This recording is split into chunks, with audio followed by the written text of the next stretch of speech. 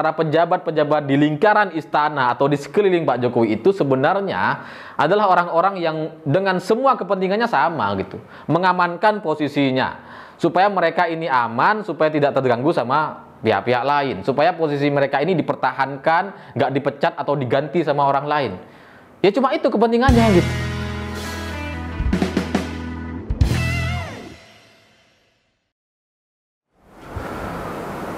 Selamat malam para mantan, selamat malam untuk semua rasa yang belum tersampaikan atau semua permasalahan yang belum terselesaikan. Belakangan ini viral seorang cerita Pak Suroto, seorang peternak ayam di Blitar yang ditahan polisi gara-gara dia membentangkan poster bertuliskan, "Pak Presiden, tolong bantu peternak ayam untuk bisa membeli jagung dengan harga yang wajar." Lalu diamankan oleh polisi gitu. Cuma beritanya dari video yang beredar di mana-mana dan caption banyak orang gitu, seolah-olah ini adalah tindakan represif, seolah-olah Pak Suroto ini ditangkap, ditahan, dipenjara gitu. Padahal faktanya enggak gitu. Pak Suroto ini hanya diamankan, lalu dimintai keterangan, diklarifikasi oleh polisi. Ini aspirasi siapa? Tujuannya untuk apa? Apakah ada teman yang membantu atau orang-orang di belakang kamu atau seperti apa? Lalu setelah itu, setelah dimintai keterangan, ya sudah dibebaskan lagi, nggak ditahan, nggak dipenjara gitu. Itu faktanya. Tapi beritanya seolah-olah tuh dipenjara, ditahan gitu. Lalu muncullah opini-opini dari oposisi untuk membenarkan bahwa ini tindakan yang represif, ini anti kritik, pemerintah anti aspirasi masyarakat, tidak mau mendengarkan aspirasi dan seterusnya. Lalu kemudian disama-samakan dengan kasus mural. Padahal jelas berbeda gitu. Mural itu nggak jelas apa maksudnya, terlalu provokatif. Dia bilang, "Tuhan, aku lapar." Ya kalau lapar makanlah. Kalau nggak punya beras, minta kepada kepala desa, kan sudah ada subsidi beras gitu. Kalau kemudian yang satunya lagi juga ada tuh, dipaksa sehat di negeri yang sakit, kan apa tujuannya gitu? Kalau kamu sakit ya ke rumah sakit lah, kan ada BPJS. Pemerintah sudah menjamin kesehatan, pendidikan, dan makan orang-orang miskin. Sudah dilakukan gitu. Jadi masih ngapain masih memprovokasi atau bikin mural di tempat umum dan itu menghabiskan biaya yang cukup banyak. Itu kan provokatif sekali gitu. Nah, ini berbeda dengan Pak Suroto. Pak Suroto permasalahannya jelas. Harga jagung mahal, dia sebagai peternak itu merasa dirugikan karena harga jual ayamnya itu tidak mencukupi dari kalau dihitung dari biaya produksi atau biaya konsumsi pakannya gitu. Permasalahannya jelas, nggak kayak yang "Tuhan aku lapar" itu gitu. Berbeda sama sekali. Cuma oposisi hanya fokus untuk melabeli bahwa pemerintah ini anti kritik, represif, tidak mau mendengarkan suara masyarakat. Cuma fokus kepada itu. Dia, para oposisi ini juga nggak peduli kepada aspirasi Pak Suroto. Pak Suroto punya permasalahan nih. Mereka nggak peduli. Mereka hanya memanfaatkan Pak Suroto untuk tujuan dan kepentingan mereka pribadi, kepentingan oposisi. Kepentingan oposisi apa? Untuk menunjukkan atau menyerang Pak Jokowi, menyerang pemerintah. Itu aja gitu. Hanya dijadikan batu loncatan atau dijadikan peluru gitu ya. Nah, cuma sampai di sini saya juga tidak mau menyalahkan polisi gitu, karena polisi ini disalah-salahkan, dianggap represif, terlalu ketat dan seterusnya. Karena bagaimanapun Pak Jokowi itu kepala negara. Ya sesantai-santainya seorang Joko Widodo gitu, meskipun beliau itu santai, nggak mau terlalu ribet, nggak mau terlalu protokoler, yang ingin selalu dekat dengan masyarakat gitu ya. Ya tetap aja aturan-aturan itu sudah ada di kalangan kepolisian atau orang-orang yang mendapat tanggung jawab untuk menertibkan atau menjamin kenyamanan perjalanan kepala negara gitu. Nah, yang namanya polisi yang ada di lapangan itu tidak tergantung atau nasibnya atau karirnya itu tidak tergantung kepada vote, kepada kesukaan publik, gak ada urusannya gitu. Mereka hanya menjalankan tugas. Yang menjadikan karir mereka itu aman atau mendapatkan promosi atau kenaikan pangkat, ya kepala-kepalanya gitu, pimpinannya. Kapolres, Kapolda, Kapolri, itu mereka hanya dituntut untuk setia atau kemudian taat instruksi kepada para pimpinan. Mereka hanya menjalankan instruksi aja. Jadi para polisi yang ada di lapangan ini itu bagi saya tidak bisa disalah-salahkan karena mereka cuma sebatas protokoler gitu ya. Dan para polisi juga hanya mengamankan dan tidak menahan, setelah itu dibebaskan. Cuma opini masyarakat yang menakut-nakuti, atau mungkin juga kita masih trauma dengan masa lalu di zaman Soeharto yang represif, anti kritik begitu ya. Kemudian terbentuklah isu, ditakut-takutilah Pak Suroto ini gitu.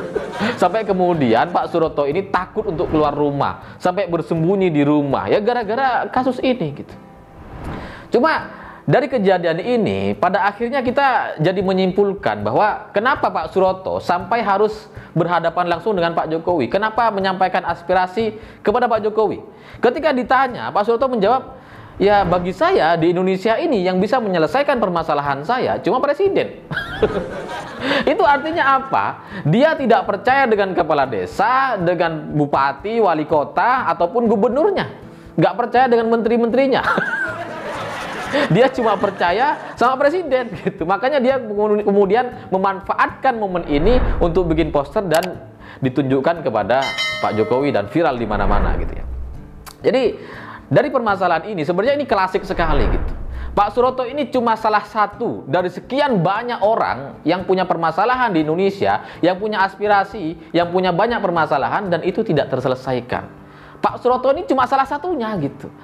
Nah, komunikasi atau aspirasi masyarakat kepada pemerintah pusat atau daerah itu selalu mentok di tengah jalan gitu. Selalu ada pembatasnya.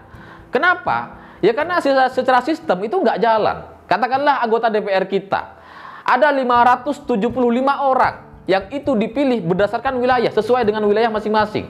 Nah, 575 orang ini itu datang dari berbagai daerah gitu. Dan mereka punya dana aspirasi ratusan juta rupiah, miliaran. Tapi kemana dana aspirasi itu? Ya nggak ada gitu. Mereka pada faktanya cuma datang ke daerah untuk mengunjungi, mendatangi tim suksesnya yang dulu membantu mereka untuk jadi anggota DPR. Ya aspirasi mereka ya terbatas gitu, terbatas kepada tim suksesnya aja. Tidak terbuka kepada masyarakat umum. Itulah kenapa muncul orang-orang seperti Pak Suroto yang kemudian nekat untuk bikin poster dan mengadu kepada Presiden Jokowi. Karena faktanya aspirasi dari DPR tidak terserap, kemudian dia sudah tidak percaya dengan kepala daerah ataupun gubernur gitu. Ya udahlah, dia cuma berserah kepada Pak Jokowi. Nah, dari kejadian ini sebenarnya saya juga punya pengalaman gitu ya. Yang semakin membenarkan bahwa antara pemerintah pusat atau katakanlah antara Pak Jokowi dengan aspirasi masyarakat itu ada tembok yang terlalu tinggi, yang terlalu keras, terlalu kokoh untuk dibentur gitu. Makanya kemudian di banyak kasus, di banyak pengalaman Pak Jokowi itu belusukan. Karena Pak Jokowi tahu para pejabat kita itu ABS, asal Bapak senang. Yang kalau laporan itu dibagus-bagusin gitu ya.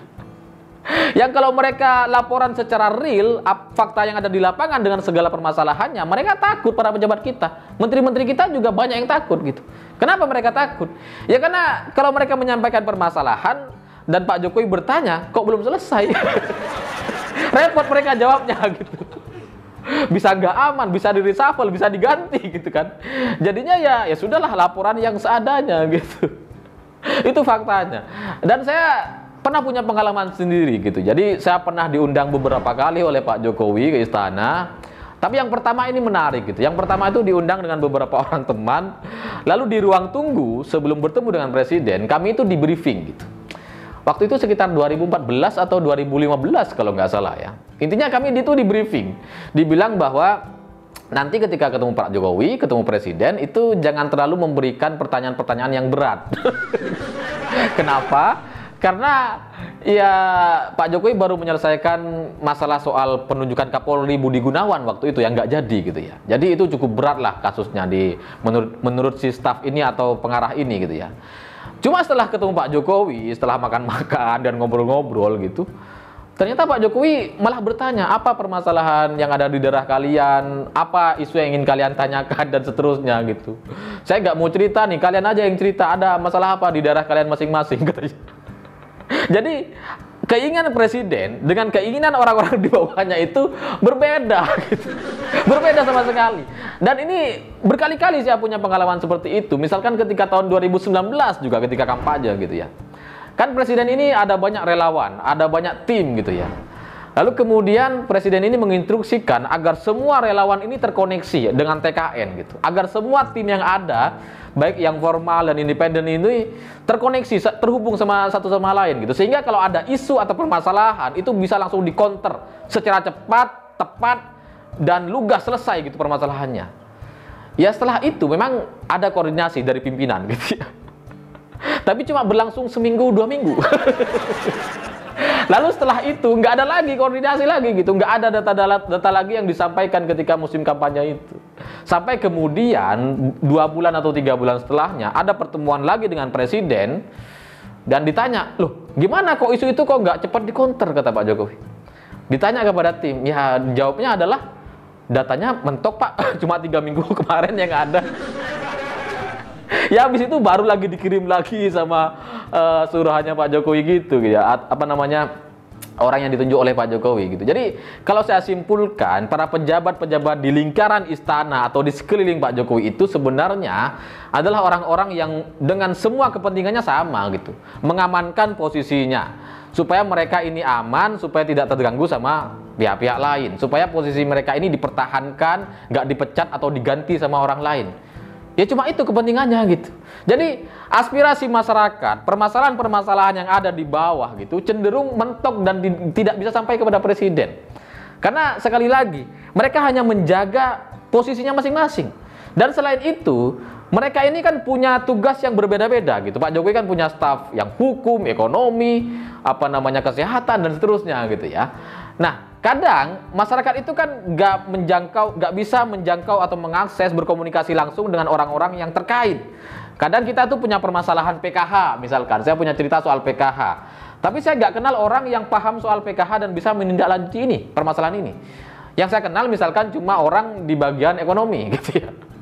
Lalu ketika saya sampaikan dan minta sampaikan kepada Pak Presiden gitu, ya mereka nggak mau. Kenapa? Karena bukan tugas saya. Bukan tugas saya katanya.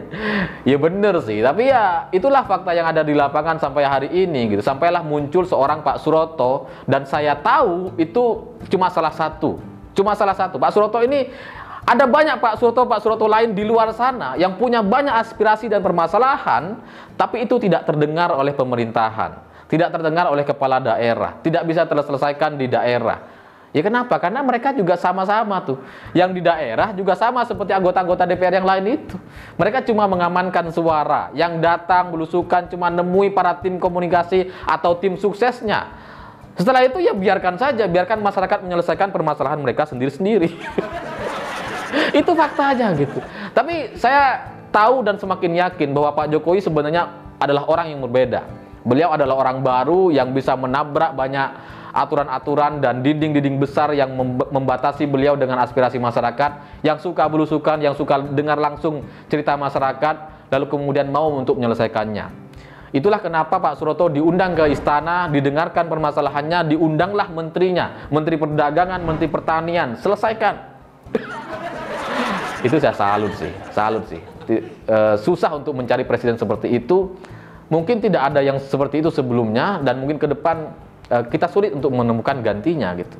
Cuma pada intinya dari cerita ini saya semakin meyakini bahwa Pak Jokowi mau untuk menyelesaikan semua permasalahan masyarakat yang ada di Indonesia. Cuma permasalahannya, pembantunya itu banyak yang nggak mau membebani presiden. Banyak yang nggak mau menyampaikan aspirasi. Sebenarnya saya tahu sih Pak Jokowi itu punya banyak tim independen gitu, yang bukan pejabat, bukan PNS gitu, yang punya banyak tugas gitu ya. Ya semacam agen rahasia gitu.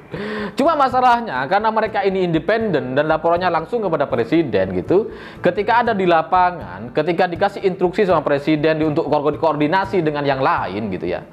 Kadang-kadang itu sering ada sikut-sikutan, sering disingkirkan, sering dipotong aksesnya supaya nggak melaporkan gitu. Itulah yang terjadi di pemerintahan, setahu saya gitu. Tapi saya pikir itu. Terima kasih sudah menonton. Begitulah kura-kura.